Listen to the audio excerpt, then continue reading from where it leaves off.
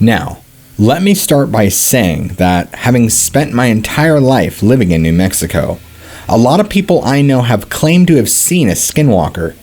They are kind of our regional boogeymen, but ask Navajo about them, and they will either absolutely ignore the question and all following, or they will kind of laugh it off, saying something to the effect of, well, white people believe they are myths. Well, here's my story regarding them. My father owns a small delivery service that operates out of Farmington, New Mexico. We mostly deliver small packages out to the middle of nowhere that are just too much of a hassle for the larger delivery companies to bother with. My dad is the only employee, and we have a few pickup trucks and a trailer. One day, we get a delivery out to Window Rock, Arizona, on the Navajo reservation, about 2 hours away from Farmington. My dad gets the call for the job while he is chilling with his Navajo friend, Travis, and his girlfriend. Travis mentions how he's got family in Window Rock that he hasn't seen in ages and suggests that they go with him. I was about 6 or 7 at the time, and it was summertime, so Dad decides that we'll go down together. He can do his delivery really quick. Then, while Travis sees his family, we can go and check out Window Rock, which is a big rock face with a large hole in it that goes to the other side. We had to convoy in separate trucks since my dad's was loaded down with freight. We decided to bring along some walkie-talkies so we can communicate with one another. We spend our time in Window Rock. Everything is generally uneventful, and we start heading home along the old highway with my dad and I in front, and Travis and his girlfriend in their truck behind us.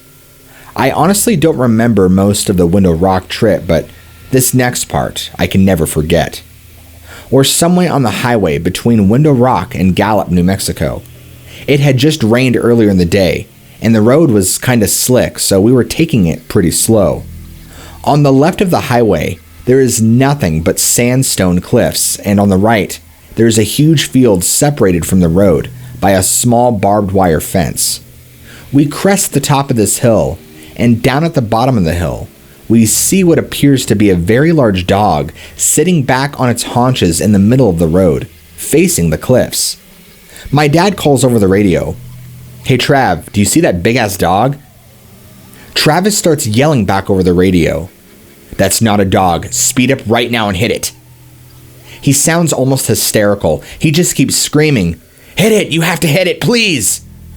So my dad starts to speed up, and as we get a bit closer, I begin to see it a little more clearly.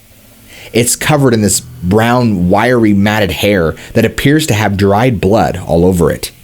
It's still facing the cliffs, but the moment our headlights hit it, it turns and looks at us, and it has a face. I don't know how else to describe it other than a mix between a bear's and a human's face. It looks twisted, distorted, and almost in pain. As we get closer to this thing, we start to realize it's actually huge, though it was still sitting on its haunches. It is about shoulder height with the hood of the truck. We literally get inches away from hitting it when it lets out this scream that sounds like somebody screaming as their lungs were filling with water, and it leaps backwards towards the field, landing just on our side of the barbed wire fence. Then with another leap, it was gone from sight. Travis comes over the radio again. "Keep driving, we have to get out of here, go faster." He kept repeating the last part. "We have to get out of here, we have to go faster." Pretty soon, we were speeding like crazy, and just as we start to come over near the outskirts of Gallup, we get pulled over. Travis pulls his truck over with us. Naturally, this makes the cop, a Navajo man himself, very on edge and immediately asks why Travis felt the need to pull over as well. Travis says, "We just saw a skinwalker a few miles back and it's been following us." The officer immediately turns white, stammers something about a verbal warning, gets in his car and takes off. We do the same.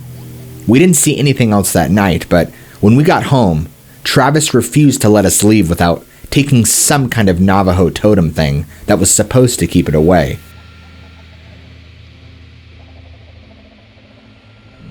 So, first off, this is my friend's story, an experience out camping by himself in the Arizona wilderness. I will try to retell his story the best I can. I will write in his perspective of the story. I went hiking out in the wilderness on the outskirts of Yuma and walked about 5 miles from my car to the campsite. I brought my usual hiking gear along with my AR-15 for protection against wild animals like coyotes or snakes.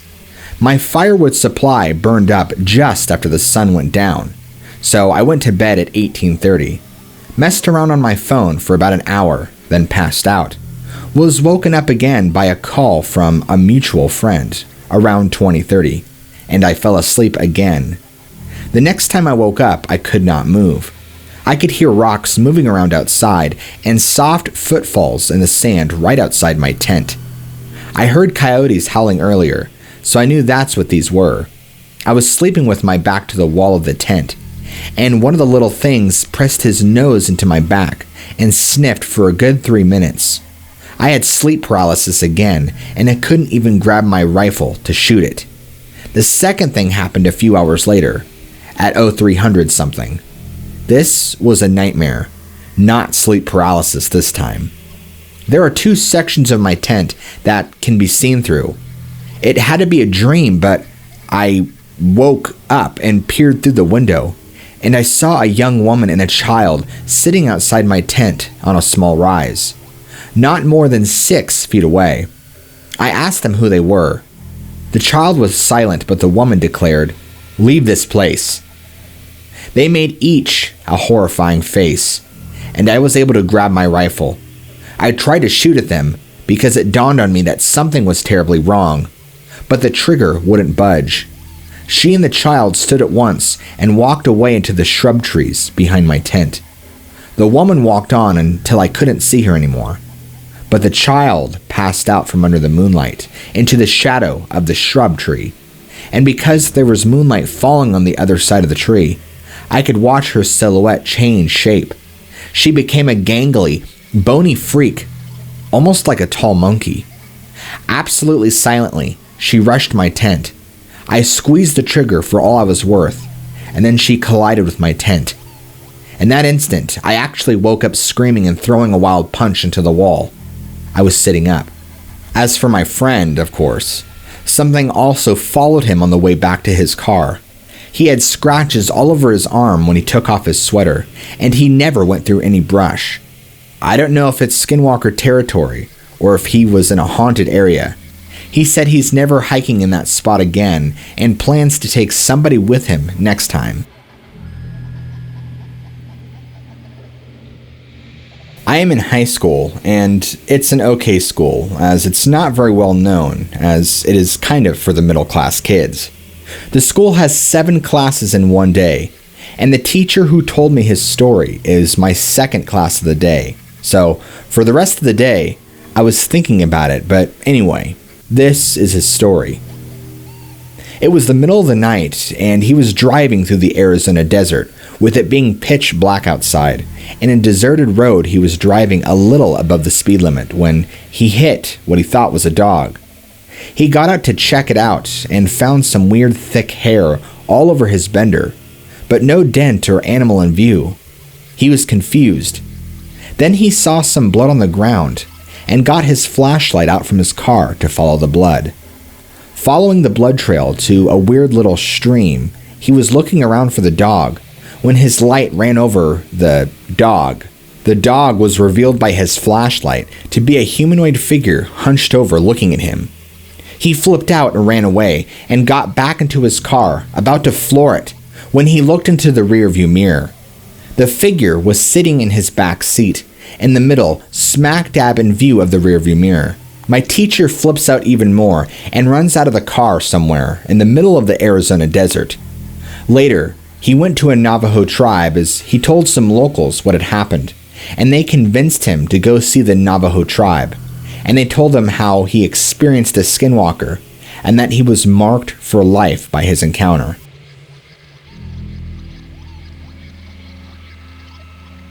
To start with, I am a white female. I was adopted 7 years ago by a Navajo family, and we've always been close despite obvious cultural differences. Still, I learned about skinwalkers firsthand, and they've since become an accepted part of my life. I left Utah at the end of 2012 and was surprised to see the general enthusiasm for Skinwalker stories. I have a ton of them, but I will start off with a few and see if people want to hear more. The first happened to my adopted uncle. He was driving through the canyon area. They live in Blanding, Utah, a spot not quite notorious for skinwalkers, but full of them nonetheless. At night, it got that eerie, familiar feeling. It was dark outside, but the moon illuminated the canyon and brush enough for him to see out of his side vision that something was running across the desert night. He was in his 40s at the time and a police officer, so a full-grown man. He started singing and praying in Navajo and kept his eyes on the road in front of him. But he was driving at least 60 miles an hour, so the shape running through the desert was keeping pace with him despite his high speed. He said that it looked vaguely human-shaped, but paler than any human he'd ever seen. Still, he didn't look directly at it, and despite his singing, he was getting more and more scared. One thing my Navajo family always taught me was that these creatures feed on your fear. This one certainly seemed to. My uncle was shaking and sweating when the running thing picked up speed, outpacing his truck. And then when it was maybe 30 yards ahead of him, it made a sharp right turn and began to run toward the road. He knew it was going to directly intersect with him, and he made up his mind to put his foot on the gas because being braked out in the middle of the road in the dark alone was a death sentence. So it got closer, he sped up, and just as the two crossed paths, it jumped onto the road. So he saw it for the first time. He described it as a skinny man in jeans and a plaid shirt, with a long face and big yellow eyes that looked like cat eyes. Its arms were thrown up over its head, and its hands were kind of flying out behind it. The worst part was that its mouth was open and seemed to be disconnected from its jaw. Its chin was just flopping around about a foot below its nose. It leapt onto the road and then just as quickly jumped out of the way of his truck, and he didn't see it again. He prayed the whole way home, and they had a ceremony shortly after that. Another encounter happened to my adopted brother, who is one of the most level-headed and unshakable men I've ever met. He was 30 when this happened. He was at their dad's house, partaking in one of the ceremonies, which happens in a hogan. The rule is that you never leave the hogan alone because the magic and the energy that you make during those ceremonies is kind of like a supernatural light beacon, and you never know what kind of creatures you are attracting. Still, Eric, my brother, was a pretty rational guy and wasn't afraid of the dark. He'd been in the hogan for hours, chanting and praying and all that good stuff, and he needed a smoke break and to take a leak. So against the general rule, he edged out of the roundhouse and out into the night. There was nothing around except 15 or 20 parked cars, all close to the ceremony area. It was a large gathering. So, Eric did his business with no incident and lit up a cigarette. He was standing there, staring off into space, when he got that feeling of being watched. To shake it off, he walked away from the hogan, about 20 feet, and scanned the desert. Everything was quiet, except the drums coming from the tent and the singing. Just as he was about to shrug his weird feeling and chuck his cigarette butt, he saw it. Under one of the vehicles, a dark shape and two shining eyes. The eyes were like animal eyes. They didn't glow on their own, but they had reflective light in them, and they glinted right at Eric. They were yellow. The creature didn't have the shape of any animal he recognized. He explained it to me that it was shaped like Gollum, really skinny with a round head. Eric, not scared of something that would make me shit my pants instantly, walked toward the vehicle and bent down to get a closer look. Dust scrabbled around, and he could hear a skittering noise. One bony arm shoved some gravel his way, and the next thing he knew, the creature was gone and the vehicle was empty. But then he smelled this disgusting, puke-worthy stench, and he got scared then, because that's one of the worst things in Navajo culture. Bad smells are treated very seriously.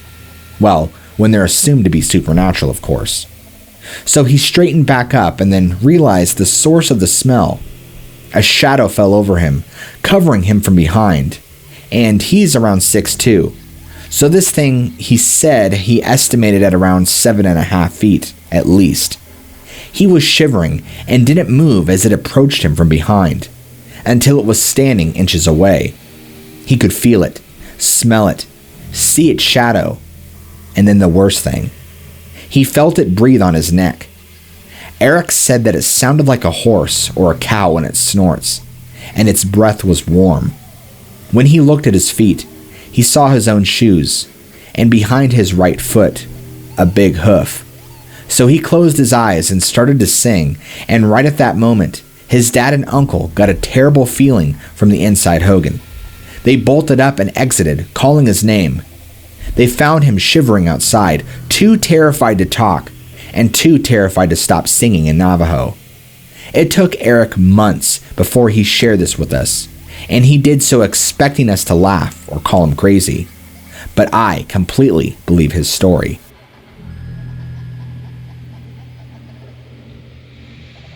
I was driving with a friend out in the high desert in California, out near Victor Valley. I have driven this road before many times. It is mostly some shrubs and small desert trees, but in places it is kind of woody with large rocky areas. It was in one of these weird patches that we saw whatever it was. It was dusk. We were sober. The driver and I both caught about a 3-second glimpse of it between a few trees and a boulder. It looked like some sort of weird long humanoid with shiny skin and backwards knees. They bent the wrong way entirely. It was fast. We saw it again in another gap, and it seemed to be keeping up with the car. We got the hell off the road at the next bend near the place we were staying, locked the door, and talked about it for 10 minutes before deciding we were not crazy and also moving. Any ideas?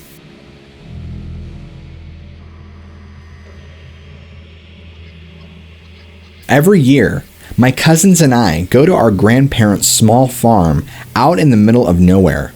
And for the past 3 years, we've been trying to sleep outside in a little cardboard teepee-like thing. Every time, someone just came back inside because they were too scared to sleep there. About a week ago, we went back for our little annual visit. This was the only time we gathered the courage to go outside. I charged my phone up and stayed awake until about midnight-ish, when I had to pee.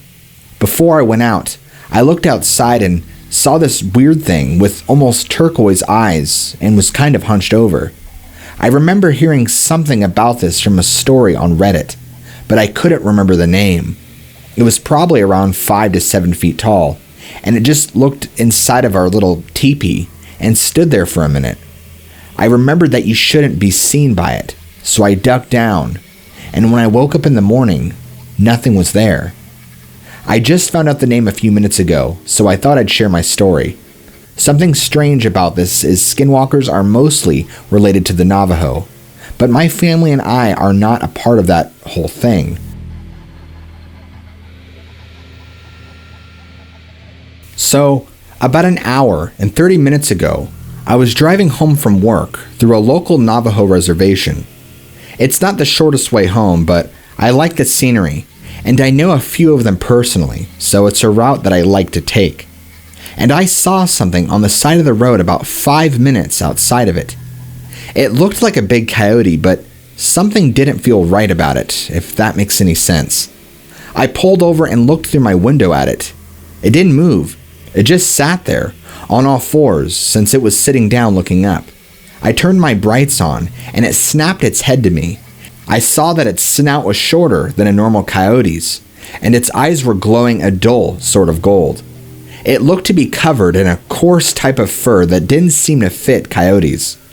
I naturally got a bit freaked out at this point, and decided to nope on out of there.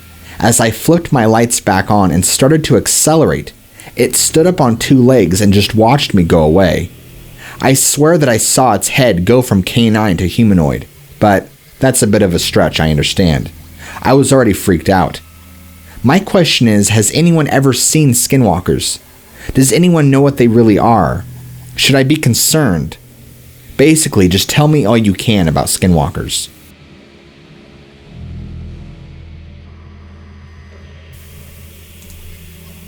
So, I have 2 stories to share with you. The first is I was out camping with 2 of my buddies who I'd grown up with in a long stretch of the forest north of New York. There were so many rumors of an old haunted house where people disappeared or something like that. We would go to the forest all the time to test our mettle, like the dumb kids we were. This one time, we were camping down by the river with a fire going, trying to scare each other. We kept telling each other scary stories until one of us passed out around midnight. Throughout the night, though, I felt like I was being watched but dismissed it as nerves. Around 1 in the morning, I got up to go pee before heading to sleep. I am a very private person, so I went to the forest. Not so far that I couldn't see the light of the fire, but far enough away that I couldn't see beyond the bushes. I did my business and was about to head back before I heard my friend say my name to my right. I thought he was just messing with me, so I shouted back for him to get back to the tents. But he kept beckoning me towards him, away from the camp, which I thought was odd. That's when I noticed the deer in the direction of my friend's voice. It took a moment for me to recognize what I was seeing, but when I did, my eyes widened with fear. The deer wasn't a deer. I knew because it was standing on 2 legs. I wanted to scream, but I couldn't. My mouth was wide open, but the scream couldn't come out. It was only when the thing, whatever it was, took a step towards me and said, "Come here, I have something to show you," in the voice of my friend. I ran back to the camp to find neither of my friends where they were supposed to be. I looked around and saw my hunting rifle next to where I was sitting and went for it. That's when I noticed the thing had followed me after it stepped out of the forest into the light. I fired a few shots at this thing, but it didn't seem to do anything, and I knew I hit my mark. I was pretty good. It stepped forward and I stepped back. I remember I tripped on the log I was sitting on, and as I did, it lunged for me. Next thing I remember, I'm waking up in the hospital with 3 gashes on my chest. Apparently, my 2 friends had found me in the woods after I had wandered off. They spent 3 days looking for me, only to find me back in the camp injured. To this day, none of us know what happened or if it even did. I just wish I could forget about it, but it has haunted me ever since. The second story I have is my dad owned a cabin out in the woods in West Virginia, and it was tradition that he would take me and my brother there hunting every spring. By all accounts, I enjoyed spending time with my father. He was busy most of the year with business, so these hunting trips were the only real time me and my brother got to spend with him. I was 15 when this happened. We were staying at the cabin for around a week. For the first 3 days, we had a few decent catches, hares and the like, but we were finding it difficult to find any deer. This was odd as deer are usually everywhere. At night, we were hearing strange noises like animal calls at night or scratches on the door, but we just assumed there was some strange animal about. On the 4th night, we didn't hear anything. I was fast asleep when my brother woke me up by screaming. I told him to shut up before realizing why he was screaming. There was a strange figure standing over his bed.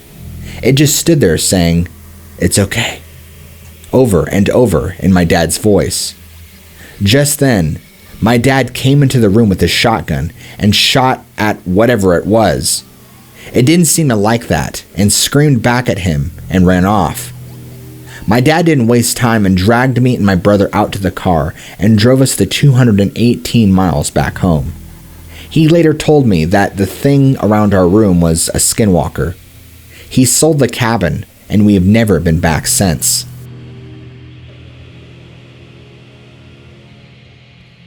I'm 18 now, but I believe it was when I was 15 when this happened. For context, I live on a native reserve in Canada. I'm not Navajo, but I've seen these stories online and realized what I saw was a skinwalker. It was winter and storming, and I was home alone. The power went out, and my mom, brother, sister, and sister-in-law called me to say that they will continue to drive around since they don't want to sit with no power. I don't mind, because I still had data and just texted my friends. After a while, I hear knocking near the stairs or boots going up or down. I tried to justify this as my golden retriever's tail hitting the wall, but it was far-fetched. It continued and continued, then wasn't in a singular place anymore. I called my mother, asking her to come get me. Around 5 minutes later, my brother opened the door and shouted, "We're waiting in the truck." I run to the front door and struggle to put my boots on. Also, for context, my house is a split house, with the front door opening to the stairs going up and down. I was able to see up the stairs and down to an extent because of the headlights and moonlight combined. I got a gross feeling and looked downstairs to see this very long-limbed, gray-white creature crawling on all fours from one side of the basement to the other, in a bedroom. It didn't have a face, no clothes, bony, around 5 foot tall, on all fours, and looked like a human trying to run like a dog. I've been scared of this ever since and haven't seen it again. I realized Skinwalkers was a thing, so I don't know what any of this means. Do I even have a Skinwalker sighting in my house or something? I'm not quite sure.